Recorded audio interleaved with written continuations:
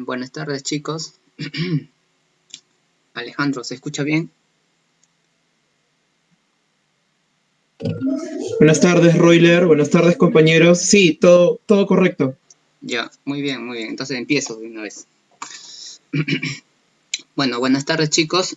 Primero quiero agradecer a Alejandro por hacerme la invitación para poder dictar un tema y también agradecerles a ustedes por sus ganas de querer aprovechar el tiempo hasta que empiecen las clases, ¿no? Que es el 3 de agosto. Entonces, hoy día vamos a ver un tema muy importante llamado el sistema inmunitario. Este tema es muy extenso, así es que he decidido dividirlo en dos partes. El día de hoy vamos a ver más que nada una introducción acerca de lo que es el sistema inmunitario innato y adaptativo, más que nada las características generales. Vamos a ver lo que es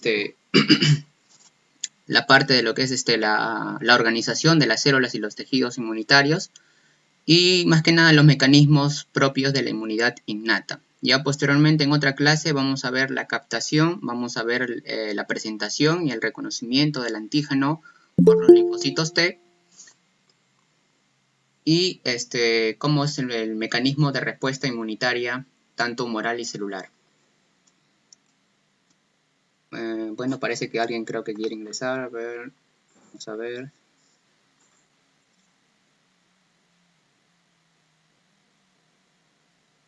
Alejandro, una preguntita. ¿Puedo aceptar aún cuando está en pantalla completa? Parece que no se puede, tengo que estar saliendo.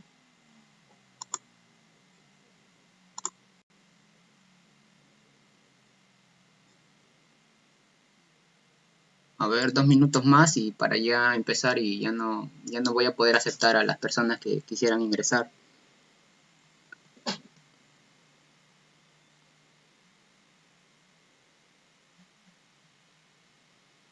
O bueno, mejor continúo ya y voy saliendo y aceptando a ver si es que se unen más personas.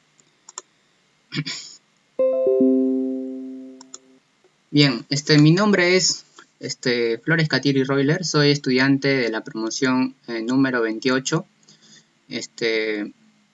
Y bueno, antes de empezar quiero invitarles a seguir mi página de Repaso Médico RFC y a su vez también mencionarles que, bueno, soy parte de la organización de lo que es el Centro de Estudiantes de Medicina, la Sociedad Científica Huachana y también parte de lo que es el equipo de cátedra de Mediclass, que está a cargo del compañero Héctor Herboso Pérez y también de la Manzana Anatómica, ¿no? Un curso de anatomía muy conocido en la facultad. Y quiero invitarles a seguir sus páginas, tanto de Mediclass como la Manzana Anatómica, el Centro de Estudiantes de Medicina, la Sociedad Científica Huachana, así como mi propia página. Bueno, entonces, vamos a empezar con lo que es la introducción al sistema inmunitario. Para poder tener claro lo que es el sistema inmunitario, tenemos que tener en cuenta algunos conceptos básicos, principales, y estos conceptos básicos va a ser, primero, la inmunidad. La inmunidad va a ser la resistencia a las enfermedades infecciosas. El segundo concepto que tienes que tener en cuenta es el sistema inmunitario, que es el conjunto de células, tejidos que van a mediar la resistencia a las infecciones, y la respuesta inmunitaria, que es la reacción coordinada de las células y moléculas a los microbios. Estos tres conceptos van a formar parte de la definición de la inmunología. Entonces, la inmunología va a ser la resistencia a las enfermedades mediadas por un conjunto de células y tejidos que van a reaccionar coordinadamente frente a un agente patógeno. ¿Cuál es la importancia que tiene el sistema inmunitario en la salud y en la enfermedad? El sistema inmunitario tiene muchas funciones, pero una de sus funciones principales es la defensa frente a las infecciones. Como saben, una persona que tiene deficiente su sistema inmunitario va a ser blanco de muchos patógenos, y principalmente si es que tiene algunas patologías, como por ejemplo el SIDA, que va a hacer que su sistema inmunitario sea muy pobre. Entonces lo vuelve blanco fácil al paciente para muchos patógenos oportunistas, como por ejemplo Candida albicans, Cryptococcus neoformans, Pneumocystis carini, Toxoplasma gondii. Entonces esto puede llevar al paciente a la muerte. Entonces por eso que se dice que el paciente no muere por SIDA, sino muere por otras patologías. Entonces una deficiencia de la inmunidad aumenta la proclividad de las infecciones. Otra función que cumple el sistema inmunitario es la defensa frente a los tumores. Antes se creía que solamente el sistema inmunitario actuaba frente a una infección, o sea, actuaba contra algún microorganismo, pero hoy en día eso no es así, sino que también el sistema inmunitario va a actuar o va a eliminar a las células tumorales, a las células estresadas, a las células que tienen un daño. Entonces, ¿por qué es importante conocer el mecanismo de eliminación de estas células tumorales? Porque hoy en día hay muchas investigaciones en la cual ya hay una interacción en cuanto a los mecanismos de la inmunidad frente a una célula tumoral con la terapia, con la terapéutica. Entonces ya hay fármacos que pueden ayudar a controlar o digamos a controlar un poco la progresión del cáncer, ¿no? Entonces esta imagen nos podría ayudar a entender un poco mejor cuando una célula T, o sea un linfocito T, va a recibir más que nada la presentación del antígeno por la célula presentadora de antígeno, van a haber tanto interacciones activadoras como interacciones inhibidoras, ¿ya? Va a haber reconocimiento del antígeno, pero va a haber interacciones tanto activadoras como inhibidoras, al mismo tiempo, en simultáneo. Y lo mismo ocurre cuando esta célula T quiere eliminar a la célula tumoral. La célula tumoral expresa tanto receptores activadores como inhibidores, por lo tanto, prácticamente no hay una activación neta y el linfocito T no elimina con gran eficiencia la célula tumoral. Entonces, para eso se han creado algunos fármacos que van a bloquear estos receptores inhibidores. Por ejemplo, el CTLA4, el PD1, son receptores inhibidores, conocidos también como los puntos de control o los checkpoints, que van a inhibir, ¿no?, la activación de este linfocito T. Entonces, si le doy un fármaco, ¿no?, un anticuerpo monoclonal contra este receptor inhibidor, solamente va a quedar una activación neta. Por lo tanto, la célula va a poder eliminar a la célula tumoral.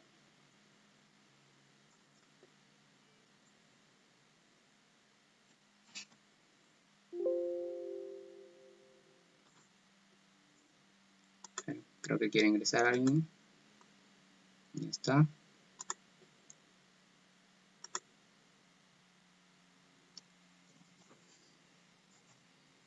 Bueno, la otra función del sistema inmunitario es el reconocimiento y la respuesta a injertos tisulares y moléculas introducidas. Esto quiere decir que el cuerpo va a reconocer como extraño cualquier tejido nuevo que va a ingresar a nuestro cuerpo. Y esto ocurre principalmente en un trasplante de órgano sólido, como por ejemplo trasplante riñón, trasplante corazón, trasplante pulmón, trasplante médula ósea. Entonces el sistema inmunitario va a constituir la principal barrera para que no tenga éxito ese trasplante. Entonces, ¿qué es lo que tiene que hacer el profesional de la salud? Dar más que nada una terapéutica inmunosupresora, fármacos inmunosupresores, para que puedan disminuir un poco la capacidad del sistema inmunitario hasta que el cuerpo pueda reconocerlo a ese tejido nuevo. La otra función del sistema inmunitario es que puede dañar las células e inducir una inflamación patológica. Cuando el sistema inmunitario quiere eliminar algún patógeno, lo va a hacer mediante la reacción de inflamación, pero esa es una inflamación fisiológica. Si esa inflamación fisiológica se extiende o se prolonga, se convierte en una inflamación patológica que empieza a eliminar o empieza a dañar a las células sanas circundantes a la zona de infección o a la zona de lesión. Es ahí cuando la respuesta inmunitaria se vuelve causa de las enfermedades alérgicas, causa de las enfermedades autoinmunitarias o de otras enfermedades inflamatorias, como por ejemplo el COVID, ¿no? La enfermedad que vivimos en la actualidad. Como saben, la fisiopatogenia del COVID-19 más que nada se va a dar entre el ataque del virus y la respuesta inmunitaria del propio huésped, ¿no?, creando así una tormenta de citocinas que puede llevar a sepsis al paciente, que es característico del COVID crítico, del COVID grave, y puede haber disfunción de órgano a nivel de todos los órganos que tienen el receptor de ECA2, ¿no?, tejido cerebral, riñón, corazón, pulmón, y así hacer un daño de órgano y el paciente muere. Entonces, esto es más que nada para que vean la relación que hay entre el sistema inmunitario en la salud y en la enfermedad. Bueno, Ahora sí, vamos a ver algunas de las características importantes de la inmunidad innata y adaptativa. La inmunidad innata es también llamada la inmunidad natural, la inmunidad nativa, y es la que va a representar la barrera inicial de protección. Cuando un microbio quiere ingresar a nuestro cuerpo, lo puede hacer por 3 puntos principales. Generalmente, el aparato respiratorio, el aparato digestivo o por la piel, pero también lo puede hacer por otras vías. Por ejemplo, el tracto genitourinario, que puede causar una infección de vías urinarias, pero principalmente son la piel, el aparato respiratorio y el aparato digestivo. Entonces, por ejemplo, a nivel del aparato respiratorio, si el microbio quiere ingresar, se va a topar con el primer componente de la inmunidad innata, las barreras epiteliales. Saben que el epitelio de las vías respiratorias altas es pseudoestratificado, cilíndrico ciliado, y ese movimiento de cilios también es una medida de protección. ¿Ya? También estas células epiteliales pueden formar o pueden secretar péptidos antimicrobianos naturales, como por ejemplo las defensinas, las catalicidinas, las lactoferrinas, que tratan de impedir que el microbio pase al tejido subepitelial o a la sangre. Si este microbio logra pasar al tejido subepitelial, se va a encontrar con las células de la inmunidad innata, los fagocitos. ¿Quiénes son? Neutrófilo, macrófago, están las células natural killer, los linfocitos NK, y también está el sistema de complemento que se encuentra circulando en la sangre. Es un conjunto de proteínas que tienen una actividad enzimática. Si este microbio pasa, se encuentra con este macrófago residente. El macrófago lo va a fagocitar y empieza a secretar moléculas solubles llamadas citocinas y quimiosinas. ¿Para qué sirven estas citocinas y quimiosinas? Sirven para el llamado de más leucocitos, o sea, sirve para el reclutamiento de leucocitos. Puede llamar al sistema de complemento también, y para que puedan eliminar el microbio. Ahora, si este microbio es un poco agresivo, ya está como que ganando la batalla. A su vez,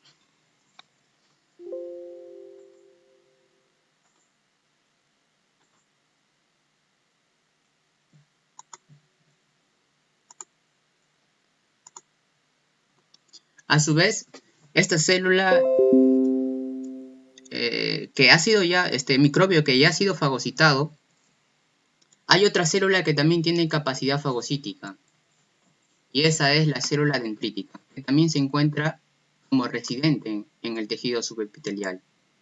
Esta célula dendrítica, que no es muy conocida, también tiene capacidad fagocítica. ¿Y para qué sirve esta célula dendrítica? Una vez que va a fagocitar al microbio, pierde su capacidad fagocítica y empieza a migrar. Empieza a migrar ¿hacia dónde? Empieza a migrar hacia los órganos linfáticos periféricos. ¿Ya? Entonces la célula dendrítica es una célula muy importante que constituye un puente entre la inmunidad innata y la inmunidad adaptativa. La célula dendrítica, ¿por qué viaja a los órganos linfáticos periféricos, como por ejemplo el ganglio linfático o el vaso, o los tejidos linfáticos asociados a mucosa? Porque ahí se encuentran los linfocitos B y T vírgenes, o sea que la presentación de antígeno tiene que ser a linfocitos vírgenes. Entonces, la célula dendrítica, al llegar al ganglio linfático, le presenta el antígeno al linfocito T. Lo va a presentar mediante una proteína importante llamada el complejo mayor de histocompatibilidad tipo 2. ¿Ya? El complejo mayor de histocompatibilidad tipo 2. Lo presenta una vez que el linfocito T reconoce este antígeno, empieza a proliferar. Empieza a hacer una expansión clonal y se va a dar luego la diferenciación en células T efectoras y en linfocitos de memoria. Células T efectoras y linfocitos T de memoria. Ya muy aparte, a partir de este linfocito T efector, se va a dar la distribución de acuerdo a la proteína que va a expresar en su superficie. Puede ser linfocito TCD4 o linfocito TCD8. A su vez, el TCD4 incluso se divide en subpoblaciones, ¿no? El T helper 1, el T helper 2, el T helper 17, una población pequeña de linfocitos TCD reguladores. Entonces, generalmente el CD4 es llamado helper o cooperador. Y el CD8 es llamado citotóxico. Ese va a actuar generalmente contra los virus. Entonces, la presentación de antígeno, ¿a quién se le hace? Al linfocito T. El linfocito B requiere presentación de antígenos, no requiere presentación de antígenos, solo el linfocito T, porque el linfocito B es capaz de poder reconocer a un microbio. Un microbio, al pasar a la circulación sanguínea, puede pasar también a los vasos linfáticos y van a llegar solitos al ganglio linfático, porque los ganglios linfáticos funcionan como filtros. Entonces, si llegan ahí los microbios, son reconocidos por el linfocito B virgen, estos lo endocitan, lo procesan y ocurre el proceso de proliferación o expansión clonal. Estos se van a diferenciar en células plasmáticas que me van a secretar los anticuerpos y también linfocitos B de memoria. O sea que los linfocitos de memoria pueden ser B y T. ¿Ya? Ahora, ¿cuándo el linfocito B requiere de la ayuda del CD4? No, porque el CD4 es el cooperador, ¿no? Es la ayuda. Entonces, ¿a quién va a ayudar? Al linfocito B. Pero ¿cuándo va a necesitar su ayuda? Esto va a depender del antígeno. ¿Ya? Si este microbio tiene componentes que tienen naturaleza lipídica o ácido nucleico, ¿no? O naturaleza de polisacáridos, no necesita la ayuda del CD4. ¿Ya? Porque lo va a reconocer, hay una alta unión, una alta afinidad y se da el proceso de proliferación. Pero cuando este microbio tiene componentes proteínicos, se da una unión débil. ¿Ya? Entonces ahí va a necesitar el CD4. Lo endocita y la célula B adquiere una capacidad de presentadora de antígenos. Ya te estoy mencionando dos células que funcionan como presentadoras de antígenos. La célula dendrítica y ahora el linfocito B. Lo va a presentar ¿a quién? Al linfocito TCD4. Entonces TCD4 le va a ayudar al linfocito B a proliferar.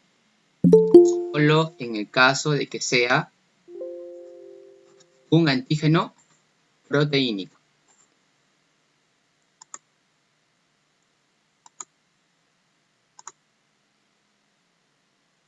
Solo en el caso que sea un antígeno proteínico. Entonces la inmunidad adaptativa,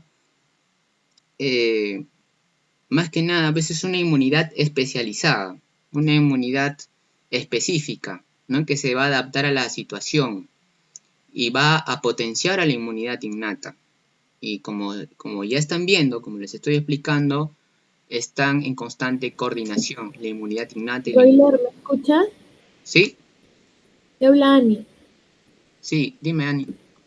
Te iba a preguntar, dijiste que las células dendríticas y los linfocitos B eran células ¿qué? ¿Cómo? Las células dendríticas y los linfocitos B eran considerados células ¿qué? No Células presentadoras de antígenos. Ya. Son células presentadoras de antígenos. Bueno, ya posteriormente les voy a mencionar la otra célula presentadora de antígenos. Son tres específicamente, pero hasta ahí van dos. La célula dendrítica y el linfocito B. Bueno, como están viendo, la inmunidad adaptativa potencia la inmunidad innata. Incluso la inmunidad innata requiere de las células de la inmunidad. La inmunidad adaptativa requiere de las células de la inmunidad innata, porque los anticuerpos que son secretados por las células plasmáticas van a unirse a los microbios. Y este complejo de microbio con anticuerpos se unen a los fagocitos. Estos fagocitos los reconocen y los van a eliminar. Entonces es como que se ayudan entre ellos dos. La inmunidad innata más o menos va dentro de las 0 horas, desde el punto de infección hasta las 12 horas, y la adaptativa ya es mucho más lenta, ¿no? De las 12 horas hasta los 7 días más o menos. Entonces, para fijar el conocimiento, hay algunas diferencias de la inmunidad innata y adaptativa. La inmunidad innata, el tiempo de respuesta es de minutos a horas y la adaptativa son días. ¿Quién es más específica? La adaptativa, porque ella tiene diversidad, se adapta para poder mejorar en el transcurso de la respuesta inmunitaria. En cambio, la innata es limitada y es fija. La adaptativa responde con más rapidez y con más eficacia con cada exposición subsiguiente. En cambio, la innata responde con la misma fuerza. Los principales componentes de la inmunidad innata van a ser las barreras mucosas, la barrera epitelial de la piel, van a ser las células fagocíticas, neutrófilo, macrófago, entre otras más, y sus moléculas de reconocimiento de patrón. Estas moléculas son más que nada receptores, son llamados receptores de reconocimiento de patrón que van a estar presentes en la membrana de los fagocitos y que estos van a servir para poder reconocer los componentes que están presentes en los patógenos, que son denominados los patrones moleculares asociados a patógenos, que le voy a explicar más adelante. Y la inmunidad adaptativa tiene como componentes al linfocito T y al linfocito B. Estos linfocitos B tienen receptores específicos para el antígeno, son llamados simplemente receptores del linfocito T, y el linfocito B también tiene su receptor, pero esos receptores son inmunoglobulinas, principalmente la inmunoglobulina M y la inmunoglobulina B. Esos son los dos tipos de inmunoglobulinas que funcionan como receptores en un linfocito B. Entonces, las funciones principales de la inmunidad innata es detectar los microorganismos, constituir la primera línea de defensa ante una infección, regular la inflamación, es decir, mantenerlo controlado, y de esta manera mantener la homeostasis inmunológica dentro del huésped. A su vez, la inmunidad innata activa e instruye a las respuestas inmunitarias adaptativas, ¿no? Están en constante coordinación a través de la célula dendrítica. La inmunidad adaptativa tiene características como por ejemplo la especificidad, porque esta va a asegurar que la respuesta inmunitaria sea específica frente a un microbio, ¿ya? O ante un antígeno, mediante sus receptores, ¿no? Que van a ser muy específicos, que se van a dar después de la expansión clonal. También es diversa, porque van a poder responder frente a diferentes patógenos. Entonces, es decir, que va a capacitar al sistema inmunitario para responder ante una gran variedad de antígenos. Como también van a crear linfocitos de memoria, tiene la capacidad de poder combatir una infección repetida con el mismo microbio. Ante una reinfección va a responder con más rapidez y con más eficacia. Puede hacer expansión clonal, ¿no? ¿Por qué hace este proceso de expansión clonal? Porque, como les había mencionado, la presentación de antígenos se hace a los linfocitos vírgenes, y generalmente los linfocitos vírgenes que se encuentran en los ganglios linfáticos o en el vaso y en algunos tejidos linfáticos asociados a mucosas son muy escasos. Entonces, ante un patógeno que ingresa, es reconocido por los fagocitos de la inmunidad innata, por la célula dendrítica específicamente, se lo presenta a los vírgenes y van a hacer, digamos, como clones, van a proliferar linfocitos que tengan receptores específicos para ese patógeno.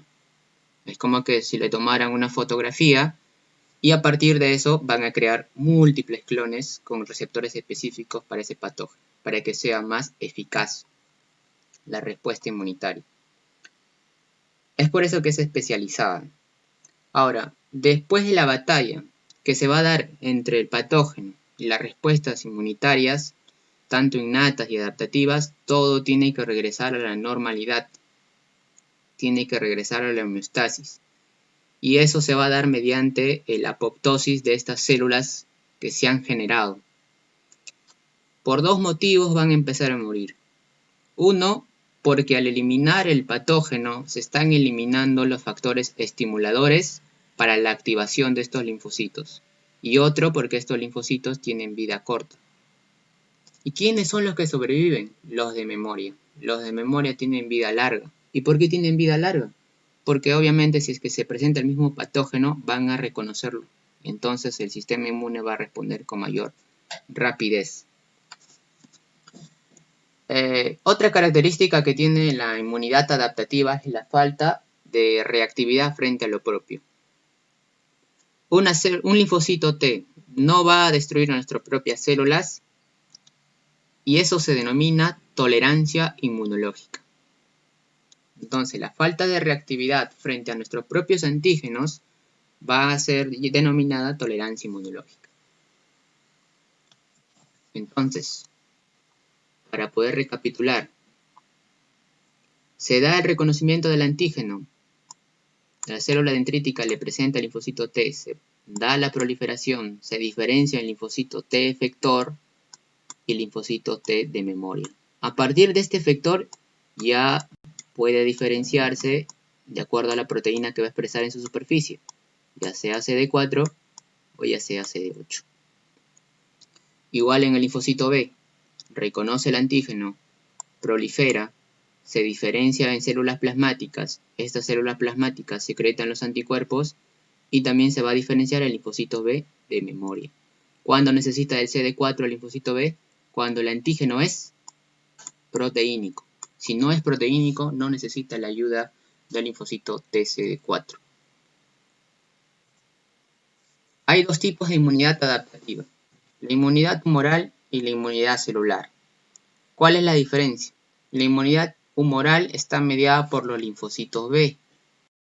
Y estos linfocitos B, como he explicado, por el proceso de expansión clonal, diferenciación, las células plasmáticas que van a secretar anticuerpos. Y estos anticuerpos que van a reconocer microbios extracelulares. Y de esta manera va a bloquear las infecciones y va a eliminar los microbios. Pero ¿qué pasa si este microbio logra ingresar a una célula? ¿El anticuerpo lo va a reconocer? No lo reconoce. Entonces ahí interviene la inmunidad celular. La inmunidad celular puede ser de dos maneras, ¿no? Uno, que es el CD8, y el otro, que es el CD4. Cuando, por ejemplo, un patógeno intracelular, que el más característico es el virus, logra ingresar a una célula, entonces el CD8 reconoce a esta célula infectada y va a eliminar. Es por eso que este CD8 es llamado citotóxico. El CD4, el helper o cooperador, el CD4, va a ayudar al linfocito B y también ayuda a otro componente, al macrófago. El macrófago va a eliminar a todos los patógenos que va a fagocitar en una zona que es su vesícula. ¿Por qué en su vesícula? Porque ahí están presentes todas las enzimas necesarias para poder eliminarlo. ¿Qué pasa si ese patógeno logra escapar de esa vesícula? Está simplemente flotando en el citoplasma del macrófago. Está viviendo ahí. Está utilizando al macrófago como una casa. Entonces, el CD4 lo que hace es potenciar a este macrófago. Lo potencia y de esta manera es como que le da más fuerza para poder eliminar. Es como que si le diera su espinaca, ¿no? Porque no es tan sencillo esta comunicación. Se da mediante un interferón. ¿Ya? Entonces es como que le da su espinaca y lo pone más violento, ¿ya? Al macrófago y elimina a esos patógenos que se han logrado escapar de la vesícula. Las fases de la respuesta inmunitaria adaptativa son 5, generalmente. Entonces, estamos viendo ya la explicación, ya estoy repitiendo como 2 o 3 veces. Reconocimiento del antígeno, tanto por el linfocito T y el linfocito B. Luego de ello se da la expansión clonal. El linfocito B se diferencia en células plasmáticas, el linfocito T en el linfocito T efector, y ambos también en linfocito B y linfocito T de memoria. Entonces, se da la batalla entre las células inmunes y el patógeno, ¿no? Tiene que ganar nuestras células inmunes para poder estar bien. Entonces, todo tiene que volver a la normalidad. O sea, se da la homeostasis inmunológica, ¿no? Se da mediante la apoptosis. ¿Por qué te había mencionado? Por dos motivos, ¿no? Al eliminar el microbio se está eliminando los factores estimuladores de la activación del linfocito. Y también porque estos linfocitos tienen vida corta.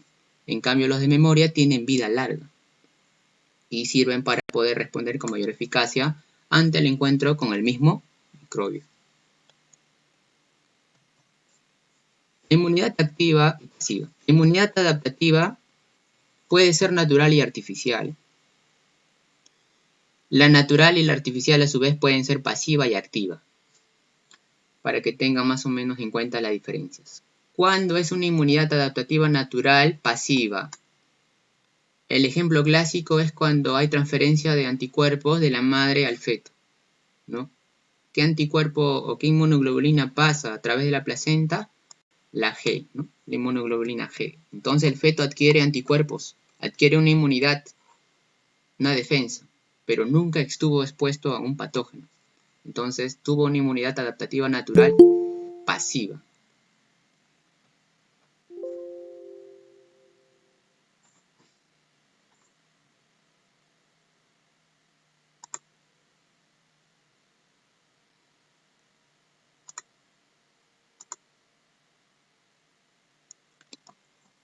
Tuvo una inmunidad entonces pasiva. Ahora, la inmunidad adaptativa natural activa. Esto se da ya, por ejemplo, después del nacimiento. Y hay una persona que se va a tener alguna infección con algún patógeno, estuvo expuesto. Su sistema inmunitario respondió, creó linfocitos de memoria. Entonces tuvo una inmunidad adaptativa natural, pero activa, porque estuvo expuesto ante un patógeno. Ahora, ¿cuándo es una inmunidad adaptativa artificial pasiva? Cuando hay transferencia de anticuerpos, pero esto ya no es fisiológico, ¿no? Por ejemplo, ponemos a esta persona que estuvo expuesto ante un patógeno, su sistema inmunitario ya creó linfocitos de memoria, ya creó anticuerpos contra ese patógeno. Esos anticuerpos los pasamos a este paciente.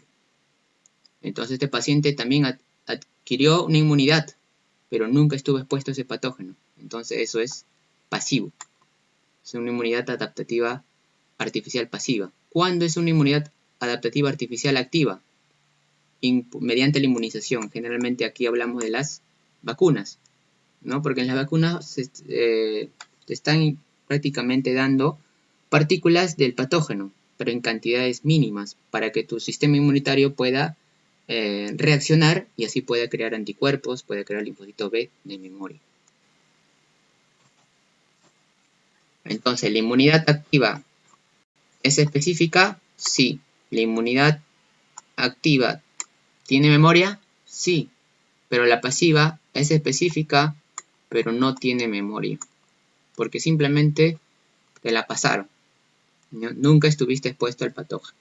Entonces, por eso que no tiene memoria. Bueno, hasta ahí, Alejandro, ¿todo bien? ¿Hasta ahí? ¿Se escuchó bien? ¿Entendiste? Todo claro, Royler. No sé si alguno de los compañeros tiene tal vez alguna pregunta. A ver, chicos, ¿algunos tienen alguna pregunta para poder continuar?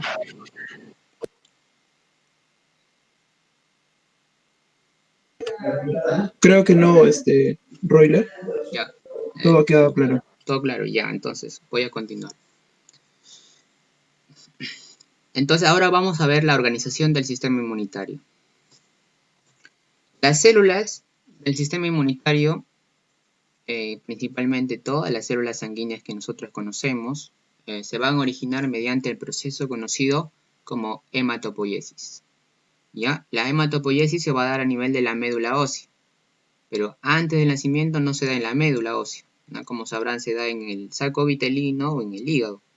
Después del nacimiento pasa ya al control a nivel de la médula ósea, en donde a partir de las células progenitoras autorrenovables va a dar origen a una célula progenitora pluripotente. Pluripotente porque puede dar origen a varias líneas celulares. Por ejemplo, un progenitor mielocítico y un progenitor linfocítico. A partir de ese progenitor mielocítico van a generarse todas las células que conocemos: eritrocitos, plaquetas, basófilos, eosinófilos, neutrófilos, monocitos. Y este monocito, que está circulando en la sangre, cuando sale al tejido puede diferenciarse en dos células. Puede ser macrófago o puede ser célula dendrítica. ¿Ya? O sea que la célula dendrítica y el macrófago tienen un origen en común, que va a ser a partir de un monocito. El progenitor linfocítico va a dar origen, como su nombre lo dice, al linfocito B, al linfocito T, y también va a dar origen al linfocito NK. Tienen que recordar que el linfocito B y T es parte de la inmunidad adaptativa, y el linfocito NK es parte de la inmunidad innata. ¿Ya? Entonces, los neutrófilos van a ser los leucocitos más abundantes en la sangre. Más o menos en promedio 4.400 por microlitro. Son las células que van a aumentar cuando hay una infección aguda. Por eso es que los neutrófilos son el principal componente celular en una inflamación aguda. Y generalmente van a aumentar cuando hay una infección bacteriana o una infección fúngica. Entonces, si pues, un paciente tiene alguna infección bacteriana o fúngica, ¿qué esperas encontrar en el hemograma? ¿No? Que estén elevados los neutrófilos. Si están elevados, por ejemplo, los eosinófilos, podría sospechar que el paciente tenga una infección parasitaria. Si es un basófilo, que el paciente esté infestado por algún helminto. ¿No? Si está aumentado los linfocitos, puede ser porque el paciente está infectado por un virus. ¿Ya? Entonces, más o menos ahí ves la relación que hay entre la inmunidad, el sistema inmunitario y, por ejemplo, el laboratorio. Bien, las células entonces del sistema inmunitario innato van a ser los neutrófilos, basófilos, monocito, mastocito, eosinófilo. El neutrófilo, como les había mencionado, es el leucocito más abundante, también llamado polimorfo nuclear, porque como verán en la imagen tiene varios núcleos segmentados, también existen los neutrófilos encallados. Y estos neutrófilos también tienen capacidad fagocítica, al igual que el macrófago. El basófilo, más que nada, tiene un gran papel en una respuesta ante una enfermedad alérgica, ¿no? Ante lo que es una infestación por helmintos, porque en su superficie va a expresar una inmunoglobulina llamada la inmunoglobulina E. Entonces, a partir de esta inmunoglobulina E es el que le permite mediar más que nada la respuesta frente a alguna enfermedad alérgica o ante un helminto. El mastocito se encuentra distribuido en el intersticio de los tejidos periféricos. Este mastocito tiene abundantes gránulos en la cual ante una inflamación, ante una infección, van a liberar vasominas activas, como por ejemplo la histamina, que es un vasodilatador. La histamina sirve para aumentar la permeabilidad vascular, es decir, que va a separar las uniones que hay entre las células endoteliales y así poder permitir el paso del neutrófilo o el monocito hacia la zona de tejido. El eosinófilo principalmente es una célula que va a responder ante una infección parasitaria. Generalmente se encuentra distribuido en la lámina propia del tracto, de todo el tejido del tracto gastrointestinal. Es por eso que el eosinófilo va a mediar la respuesta inflamatoria en algunas patologías gastrointestinales, como por ejemplo la más conocida, que es la esofagitis eosinofílica, la colitis, la gastritis, la enteritis. Ahí va a estar, más que nada en su fisiopatogenia, va a estar involucrado el eosinófilo. El monocito está circulando en la sangre, como ya les había explicado. Una vez que pasa el tejido se diferencia en dos clases celulares, el macrófago y la célula dendrítica. ¿Quién es la mejor célula presentadora de antígeno? La célula dendrítica. Te había mencionado que la célula dendrítica constituye el puente entre la inmunidad innata y la adaptativa. Esta célula dendrítica es la mejor, es la profesional, es la experta, es la mejor en presentar el antígeno. El macrófago también presenta el antígeno, también tiene capacidad de presentar. Pero estas no van a migrar a los órganos linfáticos periféricos. ¿Quién migra? La célula dendrítica. Por eso es la mejor. Entonces, ya te revelé las tres células que funcionan como presentadoras de antígeno. La célula dendrítica, que es la mejor, el macrófago y el linfocito B. Esos tres son considerados células presentadoras de antígenos. Como verás, la célula dendrítica tiene también prolongaciones citoplasmáticas que le confieren también capacidad fagocítica, ¿no? Capturan el antígeno, capturan el microbio, lo procesan, lo presentan y migran hacia los órganos linfáticos periféricos para presentar el antígeno a los linfocitos T vírgenes.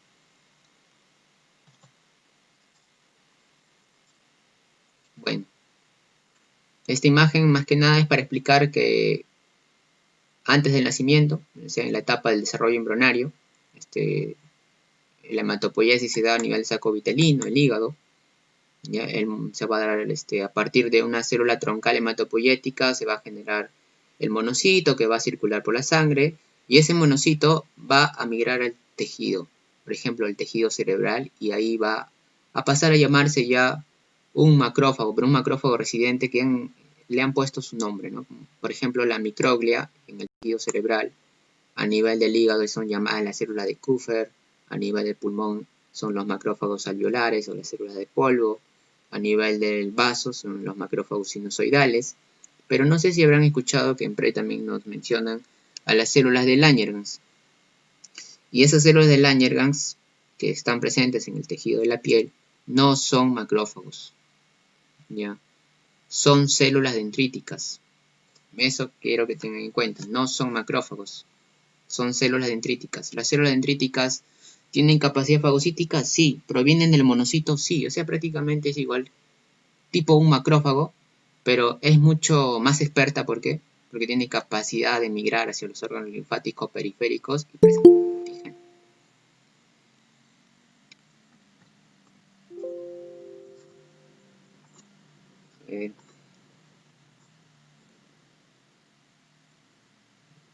Nadie quiere ingresar.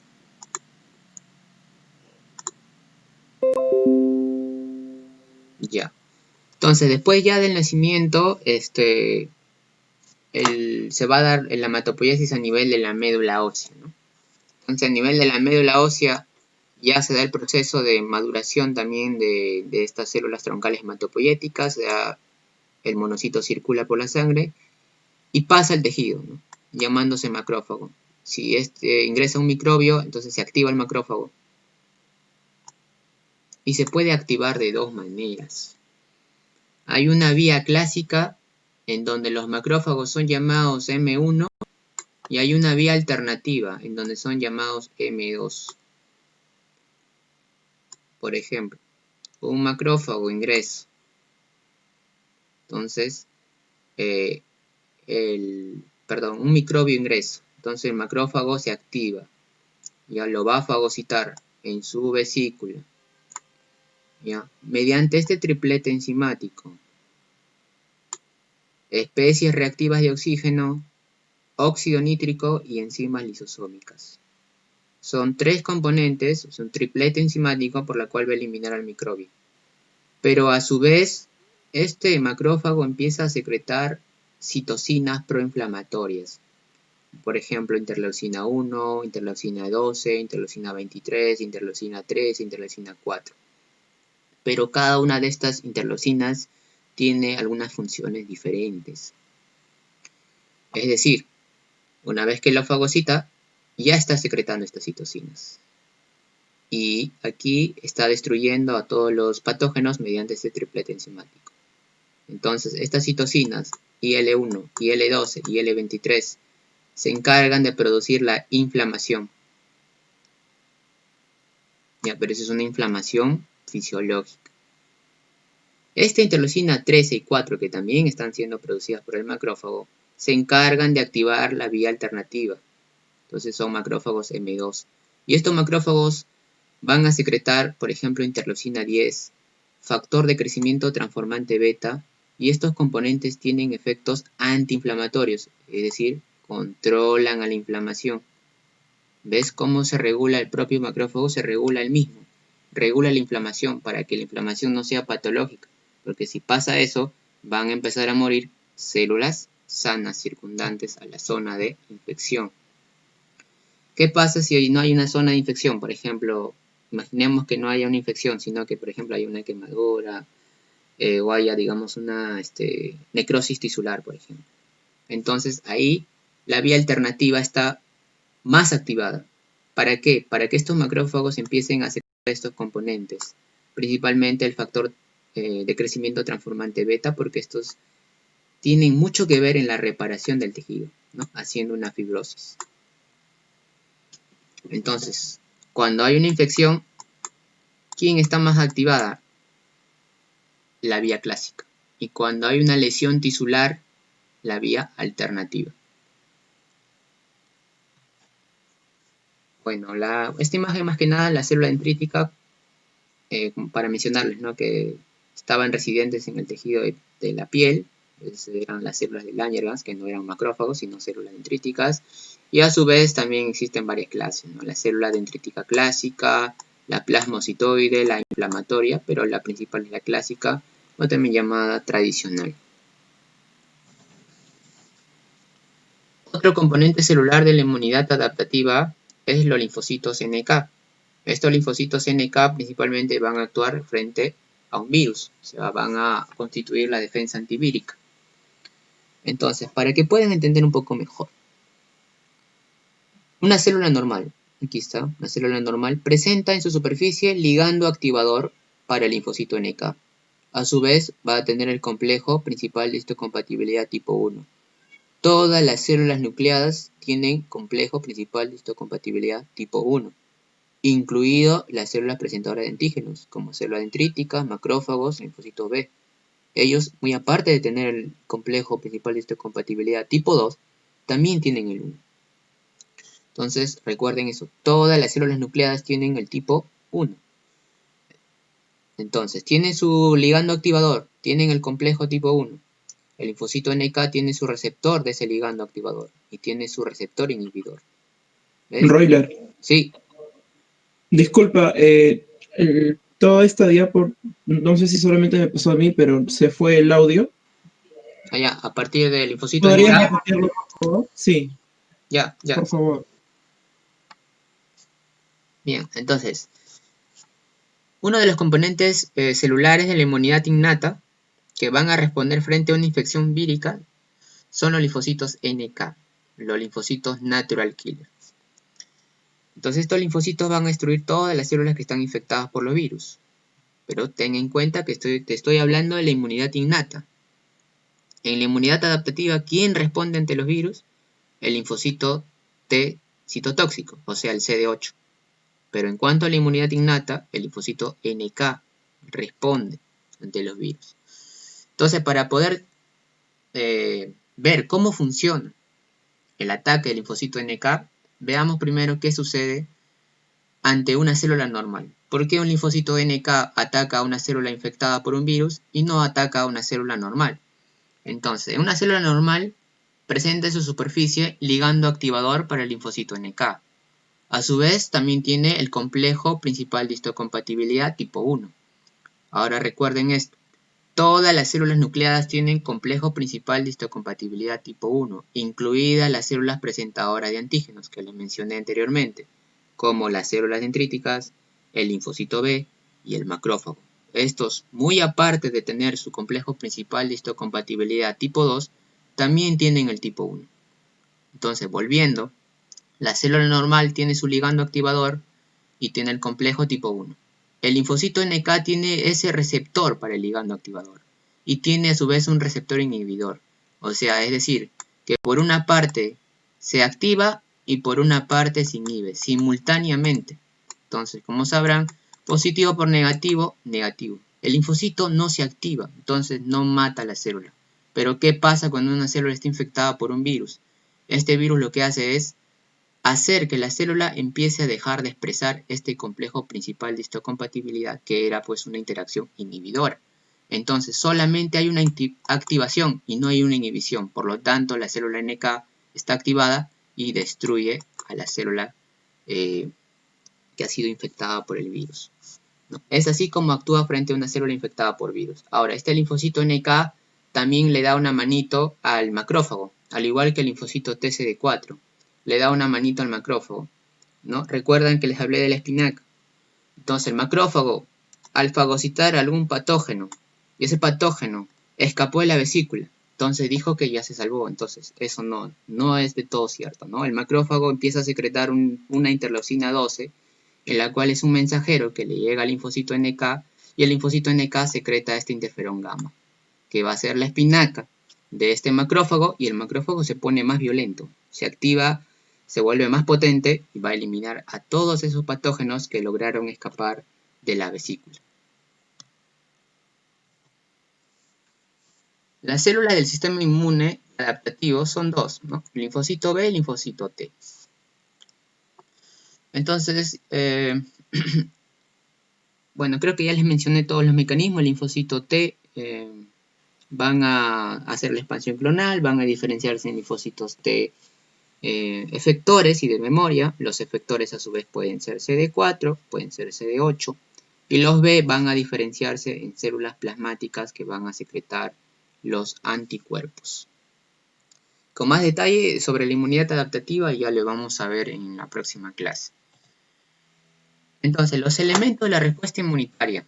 Primero, para que se dé una respuesta inmune tiene que haber interacciones de receptores específicos, como lo hemos visto hace un momento, ¿no? Entre lo que es una célula NK, el linfocito NK, con una célula que está infectada por un virus, ¿no? Entonces ahí son interacciones que se dan para que pueda activarse la inmunidad. A su vez, las citocinas también, ¿no? Los macrófagos, al fagocitar algún patógeno, empiezan a liberar las citocinas, las quimiosinas, como por ejemplo les mencioné, la interleucina 12, por ejemplo. Están los interferones también, ¿ya? Están las quimiosinas. Entonces, todas estas son moléculas que van a participar, ¿ya?, en la activación del sistema inmunitario. Las células presentadoras de antígenos, solo para mencionarles. Aquí están las tres principales. Células dendríticas, que es la mejor, la experta, los macrófagos y linfocito B. Estas van a tener su complejo mayor de histocompatibilidad tipo 2, pero eso no quiere decir que no tengan el 1, también tienen el 1. Porque todas las células nucleadas tienen el complejo mayor de histocompatibilidad. En otras palabras, estas células nucleadas también tienen algo de capacidad de presentadora, ¿no? Sino que prácticamente no se mueven, sino que este complejo sirve más o menos para presentar el antígeno, ¿no? Una célula que ha sido infectada por un virus, entonces la célula lo empieza a procesar y lo va a expresar péptidos de ese virus en su complejo tipo 1, ¿no? Viene el linfocito CD8 y reconoce esto, elimina.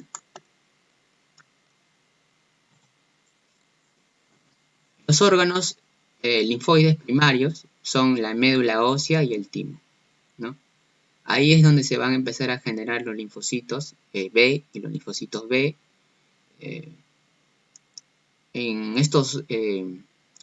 Y luego pues de eso tienen que madurar, ¿no? Los linfocitos B van a madurar en la médula ósea y los linfocitos T van a madurar en el timo. Luego van a salir a la circulación y van a ir a los órganos linfáticos secundarios. Estos órganos linfáticos secundarios van a ser los ganglios linfáticos, el vaso, el tejido linfático asociado a piel y mucosas. Ahí van a constituir las células T y B vírgenes, ¿no? Vírgenes. Entonces, ¿ahí quién va a llegar a estas células, a estos órganos linfáticos periféricos? ¿Quién va a llegar? La célula dendrítica, para presentar el antígeno y así pueda desencadenar la respuesta inmune adaptativa. Entonces, no te olvides, órganos linfáticos primarios, médula ósea y timo. Y los órganos linfáticos secundarios están los ganglios linfáticos, el vaso y el tejido linfático asociado a piel y mucosas. Entonces, la anatomía de estos órganos linfáticos secundarios es importante, más que nada porque te ayuda a comprender cómo se va a dar la interacción, por ejemplo, entre un linfocito B y un linfocito TCD4. Los ganglios linfáticos tienen múltiples folículos linfoides. Están constituidos por múltiples folículos linfoides. Y existen de dos tipos. Un folículo linfoide primario y un folículo linfoide secundario. ¿Cuándo se llama un primario? Cuando está blanquito prácticamente. O sea, las células B vírgenes que están ahí nunca han estado expuestas a un patógeno. Y el folículo linfoide secundario presenta un centro germinal. Este centro germinal indica que los linfocitos B que están ahí ya han tenido un contacto con algún patógeno. Porque te mencioné que el patógeno puede también salir a la circulación, pasar al vaso linfático y llegar a este ganglio linfático que funciona como filtros. Y ahí el linfocito B puede reconocerlo de forma directa. Entonces, hay dos tipos de folículos linfoides. Primario, que hay linfocitos B vírgenes que nunca han tenido contacto, y los linfocitos B que ya han tenido contacto están dentro de los folículos linfoides secundarios. Entonces, un folículo sin centro germinal, primario. Un folículo con centro germinal, secundario. Debajo de estos folículos se encuentra el área paracortical. Ahí están presentes los linfocitos T. Entonces, ¿ves? Aquí están los linfocitos B en este folículo y aquí están los T. ¿Ves que están muy cercanos? Entonces esto le permite la interacción. ¿Ya? Lo mismo sucede en el vaso, ¿no? Saben que el vaso está constituido por la pulpa blanca, la pulpa roja, y dentro de la pulpa blanca están los folículos, ¿no? También existen folículos primarios, folículos secundarios, la diferencia ya lo saben. Entonces en el folículo generalmente están los linfocitos B vírgenes, y en la vaina linfoide periarteriolar se encuentran los linfocitos T, ¿ya? Aquí. Entonces hay contacto, miren. Están cercanos, se puede dar la interacción. Y por último, el tejido linfoide asociado a mucosas, que bueno, es el MALT. Se puede dividir en clases, ¿no? El tejido linfoide asociado a intestino, que está generalmente presente en las placas de Peyer. El tejido linfático asociado a bronquio, de las vías respiratorias. Y también en otros órganos, ¿no? Linfoides secundarios, como por ejemplo la glándula mamaria o el sistema urogenital. Bueno, hasta ahí, ¿alguna pregunta?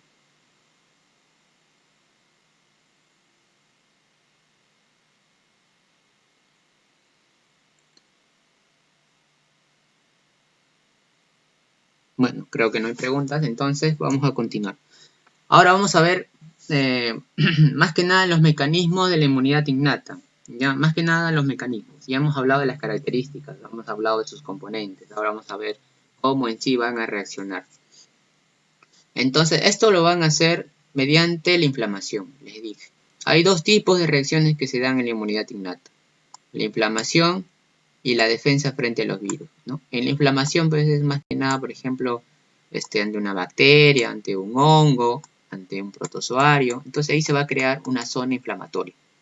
Y luego está la defensa frente a los virus. O sea, solamente son dos reacciones, ¿ya? Pueden ser muchos mecanismos que van a actuar frente a los virus, pero todas van a constituir una inflamación.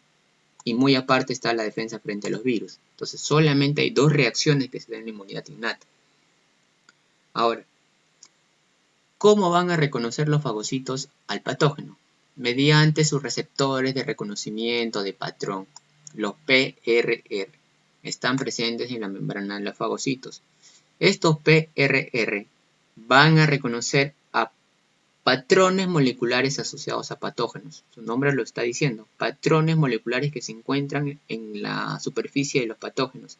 O también pueden reconocer patrones moleculares asociados a daño, que estos generalmente van a ser moléculas nucleadas, mitocondriales o citosólicas, que son liberadas de la célula huésped. En una célula huésped que haya sido infectada por un virus o haya sufrido alguna lesión o necrosis tisular, entonces va a empezar a eliminar moléculas y esas son llamadas patrones moleculares asociados a daño. Y estas son reconocidas por estos receptores de reconocimiento de patrón. Entonces pueden reconocer dos tipos.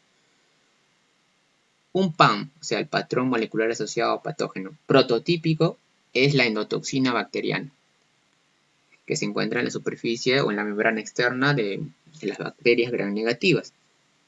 Estos PAM comparten características en común.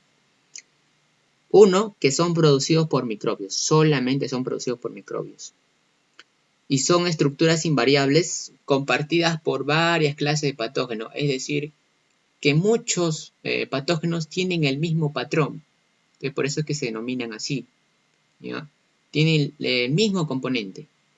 Y estos componentes son fundamentales para la integridad y la supervivencia y la patogenicidad de los microorganismos. Esto quiere decir que los patógenos no pueden mutar estos patrones, porque si mutaran esos patrones se autodestruirían, ¿no? Porque son fundamentales para su supervivencia y también para que puedan infectar. Entonces, estos PRR, o sea, los receptores de reconocimiento de patrón, son de dos tipos también. Estos pueden ser proteínas o péptidos que son secretadas y están circulándose en la sangre, o pueden ser transmembrana que se van a encontrar en la membrana de los fagocitos y van a tener una función de transductores de señales intracelulares. Estos PRR, o sea, los receptores de reconocimiento de patrón, proteínas y péptidos que son secretadas, pueden ser secretadas por los fagocitos, pueden ser también secretadas por las células epiteliales de las barreras mucosas, como en un principio les mencioné. Estas van a constituir, por ejemplo, el C1Q, que es un componente muy importante del sistema de complemento. Este C1Q se une a un anticuerpo y este complejo se une al microbio y luego pues un fagocito los viene para poder fagocitarlo. Dentro de estos PRR también que son secretados están los péptidos antimicrobianos, como las defensinas, las catelicidinas, que son péptidos antimicrobianos naturales que también son importantes para poder detener o tratar más que nada de detener algún patógeno que quiere ingresar a nuestro cuerpo. Pero las más conocidas son estas, ¿no? La transmembrana. Estas transmembranas se encuentran en la superficie de los fagocitos, como por ejemplo ahí están receptores tipo TOL, el más conocido, están los receptores tipo NOT y los receptores tipo RIG. ¿Ya? Estos receptores tienen esta función de hacer transducción de señal intracelular. Entonces aquí está para que puedan tener una visión más clara. Receptor tipo TOL está transmembrana en la superficie de los fagocitos, o también estos receptores se pueden encontrar en la membrana, pero de los endosomas de esos fagocitos, en sus endosomas. Pueden estar en dos lados, tanto en la superficie como intracelular. Ahora, las partículas o los receptores, mejor dicho, citosólicos son el tipo NOT. ¿Ya? Entonces ahí, estos receptores, pero antes de pasar a este citosólico, los receptores tipo TOL pues, son 10. El primero identificado fue el número 4, pero el 3, el 4, el 7 y el 8 y el 9 van a desencadenar una producción de interferón tipo 1, ¿no? Dentro de este interferón tipo 1 están pues, el alfa, el beta y el lambda, que son muy importantes en cuanto a una defensa ante los virus. Luego están ya los citosólicos, que está el tipo NOT, el tipo NOT1 y NOT2. Entonces, el NOT1 reconoce peptidoglucanos de gran positivo, negativo. Y el NOT2 reconoce el dipéptido muramil, que es un segmento del peptidoglucano. Entonces, el tipo NOT, en general, lo que reconoce son peptidoglucanos bacterianos. Ahora, ¿quiénes van a reconocer a los antígenos víricos, mejor dicho? El tipo RIG. RIG1, MDA5, LPG2. Estos van a reconocer los ARN víricos principalmente.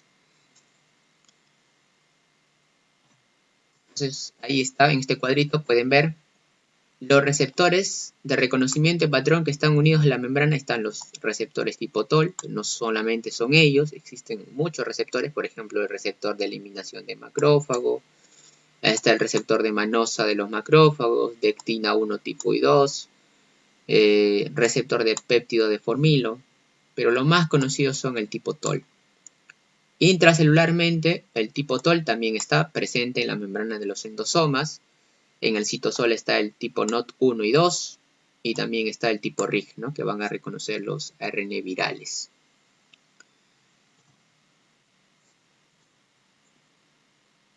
Entonces, la diferencia es entre una inmunidad innata y adaptativa. En cuanto a la especificidad, para que puedan entender un poco. Llamémosle microbio 1, 2 y 3. Este microbio tiene un patrón. Este microbio número 2 tiene el mismo patrón. El 3 tiene el mismo patrón. Esos son llamados patrones moleculares asociados a patógenos. ¿Y estos por quiénes eran reconocidos? Por los PRR, o sea, los receptores de reconocimiento de patrón. Que el más conocido es el tipo TOL, pero también pueden ser otros receptores, como por ejemplo en este caso el receptor de Mannose, que están presentes en los fagocitos. Entonces, ¿ves? El mismo receptor reconoce el patrón. El mismo receptor reconoce el patrón. Por eso es que no hay diversidad en una inmunidad innata. Pero es muy diferente en la inmunidad adaptativa. En la inmunidad adaptativa, llamémoslos microbio 1, 2 y 3, el microbio tiene un componente. El 2 tiene otro componente. El 3 tiene otro componente. Son diferentes. Entonces, si son diferentes, ¿qué es lo que hace la inmunidad adaptativa? Crear linfocitos con receptores específicos para ese componente. Entonces, ¿ves que hay diversidad? ¿Ves que hay una especialización? Entonces, mucho más específico, mucho más eficaz. Cuando un anticuerpo rodea algún patógeno o rodea alguna célula que haya sido infectada por un virus, este proceso se llama opsonización. Ya es un proceso llamado opsonización. ¿Qué es la opsonización? En palabras simples es que vuelve sabroso, lo vuelve sabroso el patógeno. ¿Para quién lo vuelve sabroso? Para el macrófago. Entonces una parte de este anticuerpo se une a su receptor que está presente en el macrófago y es eliminado. ¿Cómo se conoce este proceso? Se llama citotoxicidad mediada por anticuerpos. ¿Ya? La citotoxicidad mediada por anticuerpos.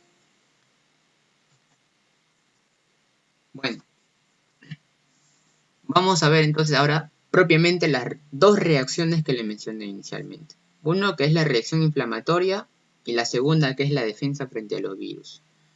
¿Ya? Un mecanismo de la inmunidad innata que va a provocar la reacción inflamatoria es la activación del sistema de complemento. El sistema de complemento, como les había mencionado, es un conjunto de proteínas que tienen capacidad enzimática y estas pueden activarse por tres vías: la vía clásica, la vía de la lectina y la vía alternativa. Como verán, esta imagen, mira, hay una gran cantidad de cascadas enzimáticas que se van más que nada a escindir entre ellas mismas, pero lo importante es que van a llegar a dos pasos comunes, estas tres vías. La formación de la C3 convertasa. Esta C3 convertasa va a escindir a la proteína C3 en C3A y en C3B. ¿Para qué sirve el C3A? El C3A va a inducir la inflamación y el C3B va a funcionar como opsonina, es decir, va a realizar el proceso de opsonización que le mencioné hace un momento, ¿no? Como el anticuerpo rodeaba al microbio, eso se llama opsonización. De igual manera, el C3B funciona como una opsonina. Ahora, ahí no queda. Va a llegar a formarse otro complejo enzimático llamado el C5 convertasa. Va a escindir al C5 ¿en qué? En C5A y en C5B. El C5A también induce la inflamación. Y el C5B va a iniciar la formación del complejo ataque a membrana. O sea, todas estas tres vías al final van a formar un complejo de ataque a membrana, formada por el C5B, el C6, el C7, el C8 y el C9. Forman un complejo de ataque a membrana que se va a incrustar en la superficie del patógeno y van a causar su lisis, como están viendo acá. Entonces, recapitulando, vía alternativa, vía clásica y la vía de las lectinas. La vía alterna es una autoactivación. La vía clásica utiliza anticuerpos y la vía de las lectinas utiliza más que nada la lectina como un receptor a la manosa que está presente en la superficie de muchos patógenos. Entonces, las tres vías coinciden en un punto, ¿no? Van a formar la C3 convertasa para poder escindir al C3 en C3A y en C3B. La C3A induce inflamación. la C3b, funciona como opsonina. Va a rodear al patógeno, lo va a opsonizar y esto lo vuelve sabroso para los fagocitos. Forman la C5 convertasa para poder escindir al C5 en C5A y en C5b. El C5A induce la inflamación y el C5b inicia la formación del complejo ataque a membrana. Este complejo de ataque a membrana se incrusta, como verán, la superficie en la membrana del patógeno y causa su lisis. Entonces están viendo que el sistema de complemento produce la inflamación. Bueno, es mucho más largo, pues no es muy enzimático, es muy bioquímico, si es que lo más importante se lo mencioné. La vía alternativa, que es una autoactivación, la vía de la lectina, que utiliza la lectina como un receptor de la manosa, que está presente en la superficie de los patógenos, y la vía clásica, que utiliza anticuerpos. Todas estas tres vías, ¿para qué? Para formar un complejo de ataque a membrana. Lo más importante que tienen que saber. Bien, otro proceso que va a inducir la inflamación es el reclutamiento leucocitario. Cuando un microbio quiere ingresar a nuestro cuerpo, se choca con el primer componente innata, o sea, las barreras epiteliales. Si este microbio logra pasar, ¿quién la espera? Macrófago, la célula dendrítica, el mastocito. Entonces este macrófago lo fagocita, la célula dendrítica también fagocita. Estas van a empezar a liberar mediadores inflamatorios, o sea, las citocinas proinflamatorias, que van a servir de mensajeros para poder llamar a más leucocitos. El mastocito, a su vez, libera también una amina vasoactiva importante llamada la histamina, que va a aumentar la permeabilidad vascular, es decir, va a separar la unión que hay entre las células endoteliales para favorecer el paso de estos leucocitos hacia el tejido. ¿Cómo se llama el paso? Diapedesis. Ahora, ¿quién es el que lo va a dirigir hacia la zona de infección? Las quimiosinas. ¿Cómo se llama ese proceso? Quimiotaxis, ¿no? Ahora, pues durante la diapedesis no solamente van a pasar pues los leucocitos, ¿no? También está fluyendo la sangre, ¿no? Entonces va a pasar también una pequeña cantidad de líquido. Y si esa inflamación es prolongada, va a pasar una gran cantidad de líquido. Entonces esto se puede evidenciar clínicamente en el paciente, se conoce como edema. Entonces cuando hay un edema, esto es un signo cardinal de la inflamación. Y hay otros signos, principalmente en la zona de infección. Entonces hay rubor, calor, dolor, edema e impotencia funcional. Esos son los signos cardinales que indican una inflamación, pero ya sería una inflamación pues patológica, ¿no? Bueno, la migración, bueno, no es tan sencilla, un poco más molecular, sería pues que estos leucocitos primero hacen pues un proceso de rodamiento, ¿no? Van rodando y rodando, ¿ya? Las quimiosinas que están mandando los macrófagos llegan a estas células endoteliales para que expresen estas selectinas. Selectina E, selectina P, que van a servir más que nada de ligandos para los receptores que están presentes en estos leucocitos. Pero estos son uniones débiles, es por eso que con el fluido sanguíneo se rompen. Entonces van rodando y rodando hasta que se activan las integrinas, y estas integrinas sí le van a dar una estabilidad a esa unión, y también va a causar una reorganización del citoesqueleto de este leucocito para que pueda pasar pues, por esta unión, ¿no? Es igual, al igual que los eritrocitos, ¿no? Esa forma bicóncava no es por las puras, sino que esto le permite dar tipo una plasticidad a ese eritrocito para que pueda pasar, por ejemplo, por la microvasculatura. Entonces, de la misma manera, estos leucocitos pueden pasar a través de estas uniones que hay entre las células endoteliales, ¿no? Y luego ya dirigirse a la zona de infección por las quimiosinas. Bueno, aquí este cuadrito se los dejo para que vean más o menos que hay muchos tipos de integrinas, hay también muchas selectinas, por ejemplo la P, la E, la L, hay otros componentes como también la molécula de adhesión intercelular tipo 1, 2. Entonces, una vez que ya estos leucocitos que han pasado y han hecho proceso de diapedesis y han hecho proceso de quimiotaxis, entonces ya van a empezar a fagocitar. Fagocita. ¿Cómo es el proceso de fagocitosis? Ahí está, pues, ¿no? Todo lo que les he hablado, mediante su receptor, ¿no? ¿Cómo se llama? Receptor de reconocimiento de patrón, que es el más conocido, es el tipo TOL, pero no es el único, ¿no? También está, por ejemplo, el receptor de manoso. Ya, ahí está. ¿Qué van a reconocer? Los patrones moleculares asociados a patógenos. Lo reconocen, van endocitándolos poco a poco, lo van endocitando, ¿ya? Y esto se denomina un fagosoma. ¿Ya? Entonces ahí van a tener al patógeno.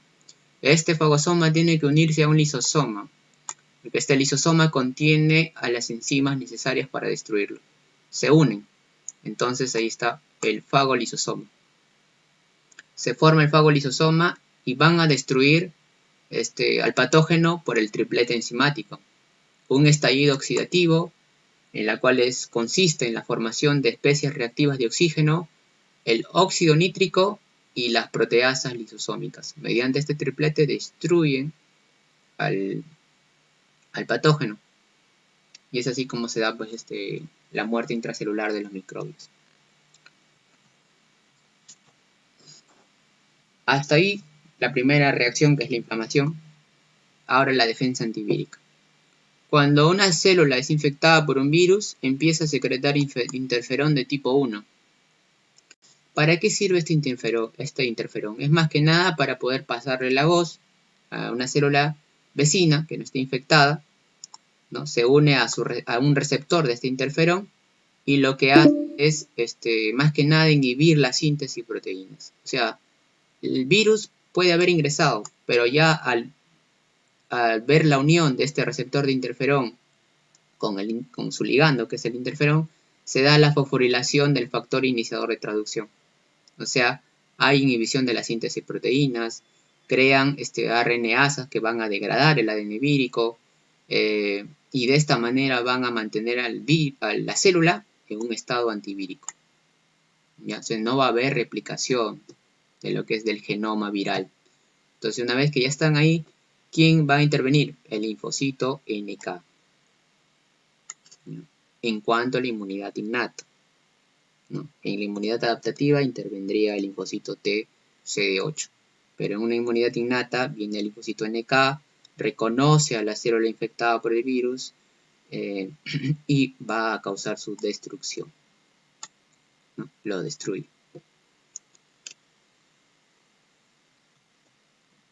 Bueno, chicos, hasta ahí sería la parte de lo que es la primera parte del sistema inmunitario.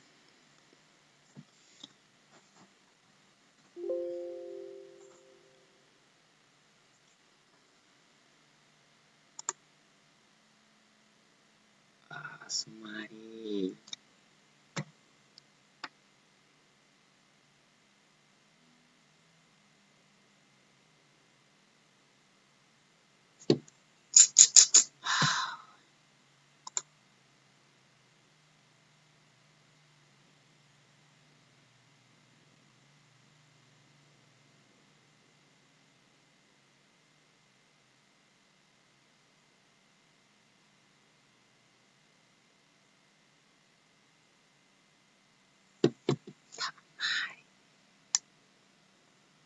Ay, ay, ay, ay, ay.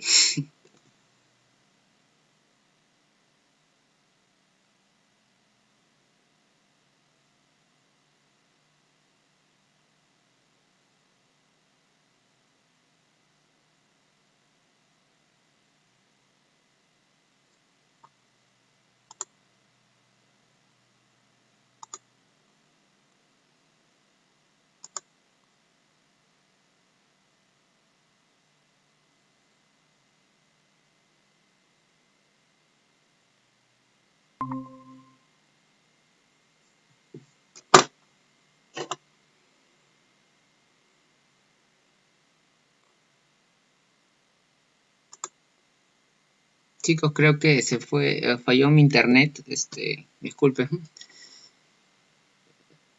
Alejandro, más o menos indícame en qué parte se dejó de escuchar.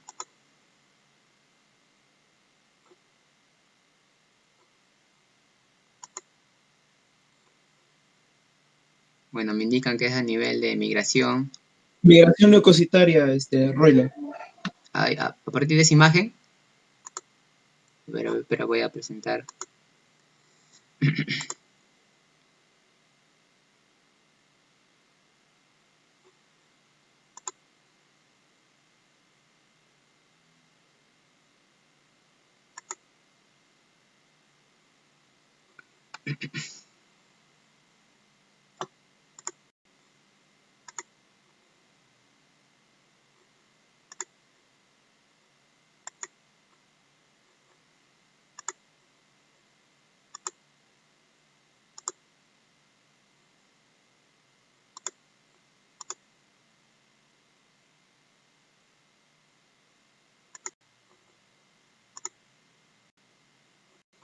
Bien, entonces a partir de migración leucocitaria, bueno, como les había explicado ya, lo que es el reclutamiento leucocitario, bueno, se va a dar el proceso de rodamiento, se da el proceso de rodamiento, luego se va a dar lo que es la activación de las integrinas, se da una activación, una adhesión estable y luego va a empezar a migrar, ¿no? Se va a dar el proceso de diapedesis. O sea, las quimiosinas que van a ser secretadas por los macrófagos, por las células dendríticas, estas quimiosinas llegan a las células endoteliales y van a hacer que empiecen a expresar selectinas.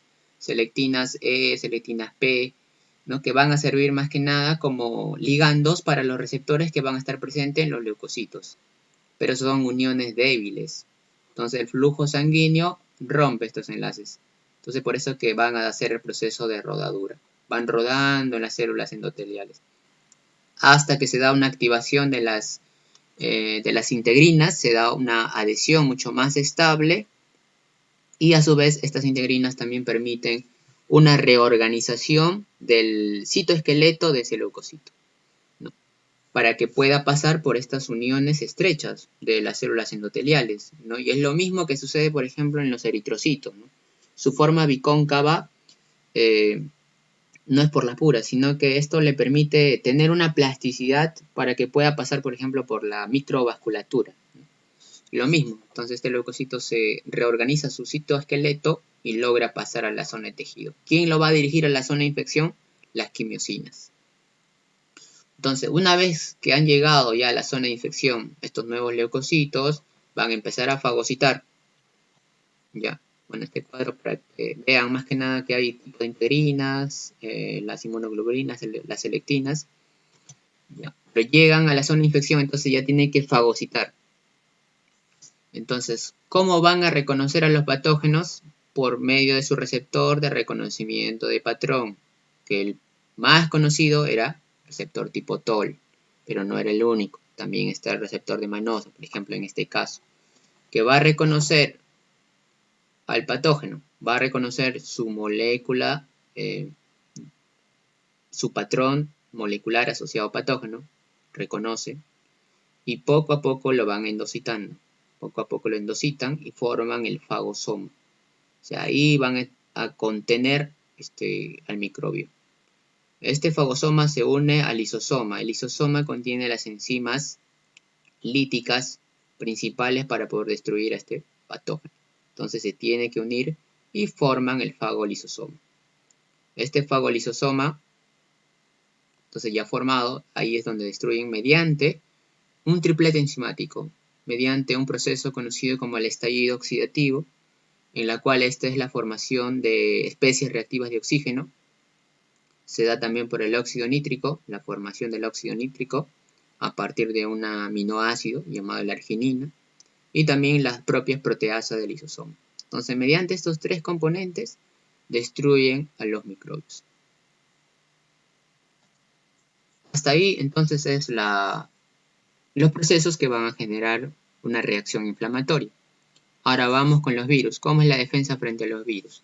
Cuando una célula es infectada por un virus, empieza a liberar o empieza a secretar un interferón de tipo 1, ¿ya? Interferón de tipo que va a ayudar más que nada a mantener a una célula vecina en un estado antivírico. Es decir, que una célula que no está infectada tiene pues receptores para este interferón, ¿no? Entonces este interferón que está siendo secretado por una célula que ya ha sido infectada llega y esta célula va a empezar a producir, por ejemplo, proteasas contra el virus, contra el ARN del virus. Va a poder fosforilar. Entonces, por más que un virus infecte esta célula, ya recibió la señal del interferón. Entonces, puede inhibir la síntesis de proteínas, puede degradar el ADN vírico y así mantener a la célula en un estado antivírico.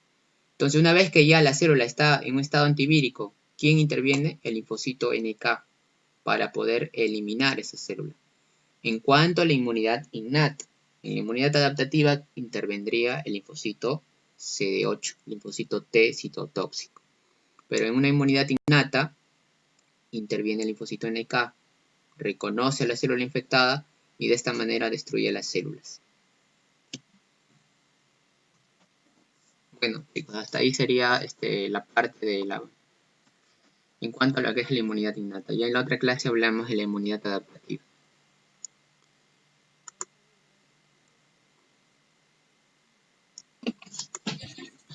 Chicos, ¿alguien tiene alguna pregunta acerca de los puntos tocados el día de hoy?